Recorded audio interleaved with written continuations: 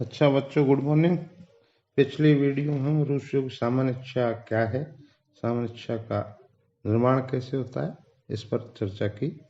आज इस वीडियो में अपन सामान्य इच्छा की विशेषताओं पर चर्चा करेंगे। ओके। सामान्य इच्छा को स्पष्ट रूप से समझने के लिए उसकी विशेषताओं और लक्ष्यों का ज्ञान प्राप्त करना आवश्यक है। सामान्य रूप से सामान्य इच्छा की निम्नलिखित विशेषता बताई जा सकती है। अखंडता। सामान्य इच्छा की एक विशेष लक्षण उसकी एकता या अखंडता है। यद्यपि सामान्य इच्छा में एकता में विभिन्नता भी होती है, किंतु विवेक युक्त और बुद्धिजन होने के कारण इसमें किसी भी प्रकार का आत्मविरोध नहीं होता। जैसा कि स्वयं रूसो ने कहा है, सामान्य इच्छा राष्ट्रीय चरित्र में एकता उत्पन्न करती है और उसे स्थिर रखती है।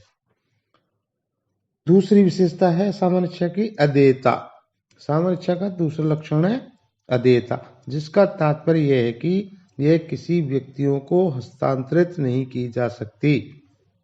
इसी आधार पर रूसो कहता है कि सामान्य इच्छा प्रतिनिधियों द्वारा व्यक्त किए जाने के योग्य नहीं होती।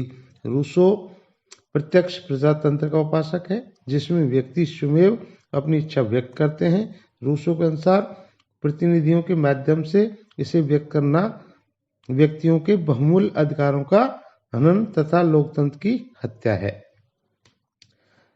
तीसरी सामान्य इच्छा की विशेषता है अविच्छेदता, यानी सामान्य इच्छा को विशेष प्रभु सत्ता से अलग नहीं किया जा सकता। अर्थात प्रभु सत्ता सामान्य इच्छा में ही निहित है। प्रभु सत्ता सामान्य इच्छा में निहित है और इसका प्रमाण है जिस प्रकार किसी शरीर से उसके प्राण को पृथक नहीं किया जा सकता, वैसे ही प्रभु सत्ता को सामान्य इच्छा से अलग करना संभव नहीं है। अगली विशेषता है सर्वोच्च एवं निरंकुश। सामान्य इच्छा का एक लक्षण इसका सर्वोच्च एवं निरंकुश होना है। इस पर दैवीय, प्राकृतिक या परंपरागत नियमों का कोई प्रतिबंध नहीं होता और यह किसी व्यक्ति या व्यक्ति समूह के अधिकारों से भी नियंत्रित नहीं होती। सभी के द्वारा सामान्य इच्छा का पालन किया जाना चाहिए और उन्हें ऐसा करना ही होगा। कोई भी इसकी अवहेलना नहीं कर सकता। सामान्य इच्छा की विशेषता है स्थायी। सामान्य इच्छा किसी प्रकार के भावात्मक आवेगों या सनक का परिणाम नहीं होती, अपितु मानव के जन कल्याण की स्थायी प्रवृत्ति और विवेक का परिणाम होती है। जैसा कि लार्ड ने कहा है, वह न तो सार्वजनिक आदेश की आंधियों में मिलती है और न राजनीतिज्ञों की बहकाने वाली बातों में। अगली विशेषता है लोक कल्याणकारी। सामान्य इच्छा का सबसे प्रमुख लक्षण लोक कल्याण है। सामान्य इच्छा व्यक्तियों की आदर्श इच्छाओं का योग होती है और व्यक्तियों की ये आदर्श इच्छाएं जन कल्याण से प्रेरित होती हैं। अतः सामान्य इच्छा का लक्ष्य सदैव ही संपूर्ण समाज का कल्याण होता है। स्वयं रूसो कहते हैं सामान्य इच्छा सदैव ठीक ही होती है, परंतु वह निर्णय जो इसका पथ प्रदर्शक होता है सदैव समझदारीपूर्ण नहीं होता है। अगली विशेषता है विवेक पर आधारित औचित्यपूर्ण इच्छा। यह इच्छा किसी प्रकार की भावनाओं पर नहीं परंतु तर्क तथा विवेक पर आधारित होती है। यह संभव है कि सामान्य इच्छा के अंतर्गत की गई सामान्य हित की कल्पना गलत हो, किंतु यह व्यक्तिगत स्वार्थ से भ्रष्ट नहीं होती है। स्वयं रूसो कहते हैं सामान्य इच्छा सदैव ही विवेकपूर्ण एवं न्याय संगत होती है, क्योंकि जनता की वाणी वास्तव में ईश्वर की वाणी है। अब कई बार हम भ्रांत समझ लेते हैं कि सामान्य इच्छा और सर्वसम्मति एक ही है, अर्थात सर्वसम्मति ही सामान्य इच्छा है। ऐसा नहीं है, इसमें बिल्कुल बहुत बड़ा अंतर है, जिसको अपन इस प्रकार समझ सकते हैं। सर्वसम्मति, जैसा कि इसके नाम से स्पष्ट है, समाज के सब व्यक्तियों की इच्छा होती है, किंतु सामान्य इच्छा के लिए ऐसा होना आवश्यक नहीं है और साधारणतः ऐसा होता भी नहीं है। सामान्य इच्छा किसी एक व्यक्ति, कुछ व्यक्तियों या सभी व्यक्तियों की इच्छा हो सकती है।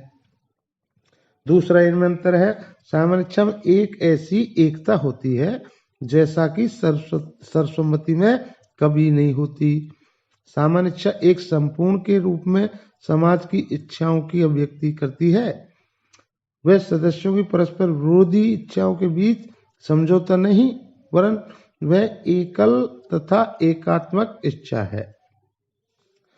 तीसरा अंतर है, सर्वसम्मति किन्हीं परिस्थितियों में कुछ व्यक्तियों के विशेष हितों से संबंधित हो सकती है, किंतु सामान्य इच्छा अनिवार्यतः समस्त जनता के कल्याण में ही होगी। इन दोनों का भेद करते हुए रूसो कहते हैं, समाज के समस्त सदस्यों की इच्छाओं का कुल योग सामान्य इच्छा की कभी नहीं हो सकता, क्योंकि समस्त सदस्यों की इच्छाओं से सदस्यों के व्यक्तिगत स्वार्थों का सम्मिश्रण होता है, जबकि सामान्य इच्छा का संबंध केवल सामान्य हितों से होता है। अब कई विद्वान सामान्य इच्छा की, रूसो की सामान्य इच्छा की आलोचना करते हैं। उसके निम्नलिखित आधार है। कई विचार कहते हैं सामान्य इच्छा अस्पष्ट है और अव्यवहारिक है, यानी व्यवहार में ऐसा संभव नहीं है। कुछ यथार्थ इच्छा तथा आदर्श इच्छा का जो भेद है उसको काल्पनिक मानते हैं। तीसरा है, ऐसा कह सकते हैं अपन, सामान्य हित की व्याख्या संभव नहीं है। एक सामान्य हित क्या है? सामान्य इच्छा निरंकुश तथा अत्याचारी राज्य का पोषक है, क्योंकि कई विचारक तो यहाँ तक कहते हैं कि रूसो की सामान्य इच्छा हाब्स का सिर कटा लेवियथन है, अर्थात उसने निरंकुश तंत्र की स्थापना की है सामान्य इच्छा के बहाने। अगली आलोचना प्रतिनिधात्मक प्रजातंत्र में संभव नहीं, इस आधार पर कर सकते हैं। लेकिन इन आलोचनाओं के बावजूद भी ऐसा नहीं है कि सामान्य इच्छा की इम्पोर्टेंस नहीं है। वास्तव में रूसो प्रत्यक्ष प्रजातंत्र का समर्थक है और उसका बहुत बड़ा योगदान है। ठीक है बच्चों, जय हिंद।